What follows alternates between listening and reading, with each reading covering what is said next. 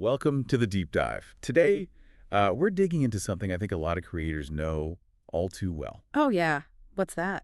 That feeling when you send off a great proposal to a brand, you're feeling good about it, and then nothing, just silence. The ghosting. Yeah. It's super frustrating, isn't it? Totally. So we've been looking through places like Reddit, our UGC community, our freelance, checking out X, the UGC club on Facebook, Mm-hmm. to kind of get a handle on why this happens and, more importantly, what you can actually do about it. Right, because it's not just you. We saw so many posts, people feeling like they're shouting into the void. Exactly. Like that one person on Reddit sent out 12 proposals last week, heard back from one. Oof. Yeah, it really stings. And it's easy to think, okay, what did I do wrong? But often it's really not personal. That's what we found too. I mean, sometimes brands are just buried. They get tons of these pitches. Totally buried. Or, sometimes they're just collecting them, like window shopping almost. No plan to hire right now. And internal stuff happens too, right? Like budgets get frozen or the campaign direction changes. Exactly. And they just forget or don't have the bandwidth to update every single person who pitched. It's no ideal, but it happens. So beyond just the sheer volume, why else do pitches kind of get lost? We saw some interesting takes, especially around like the impact of the pitch itself. Yeah, this came up a lot. Someone on X put it really bluntly. Your proposal should show how you'll make them money, not just make content. Ooh, that's direct. Yeah. But it makes sense. It really does. If you're not making it super clear, like right up front, how your content is going to help their bottom line, more sales, more leads, whatever their goal is. Then it's easy for them to just skim past it. They need the ROI, plain and simple. Exactly. It's got to be about their results. Okay, so that leads to the big question. How do you actually improve your chances? Make them want to reply? Well, focusing on those results is number one. Like really spell it out. My content will do X leading to Y benefit for you. Make it easy. Make it undeniable, almost. Yeah. And then there's the follow-up. You can't just send it and hope. Right.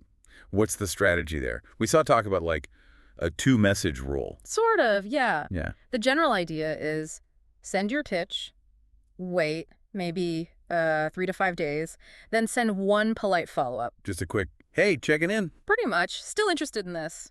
Keep it simple. Then, if you still hear nothing after, say, another week, Let it go. probably best to, like that Reddit comment, send a polite follow-up, wait a week, if nothing, move on. No response is a response. It's a tough pill to swallow sometimes, but probably saves a lot of energy. It really does. Which is why tracking is also kind of key. Just a simple spreadsheet, Log what you sent when you followed up. Yeah, so you're not just guessing or chasing ghosts forever. It keeps you organized. And this all ties into the mental side of things too, doesn't it? Because getting ignored repeatedly, it sucks. Right, it absolutely does. It can really mess with your confidence, but you have to try and normalize it. It's usually not about your talent. Someone in the UGC club group had a great perspective on this. Oh, yeah.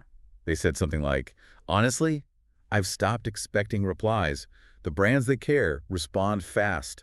The rest weren't worth my energy anyway. Wow, that's a powerful way to frame it. Focus on the ones who show they value communication. Right. Don't dwell on the silence. Don't pin all your hopes on one pitch. Easier said than done sometimes, but definitely the healthier approach. So any other practical tips? We mentioned tracking. Well, using templates for follow-ups can save a ton of time. You just tweak them slightly. Yes, sir. And maybe consider adding a soft deadline to your offer. Like, this rate is good for 7 days as my schedule is filling up. Adds a little urgency. Oh, I like that. Gentle pressure. Exactly. And maybe look into platforms that help manage the process, secure payments up front, take some of the risk out. Like another person in that UGC group said, they ask for upfront payment or use platforms now. If the brand doesn't reply, their loss. Right. Taking back some control. Definitely. So I guess the main takeaway is, yeah, getting ghosted is unfortunately kind of part of the game right now.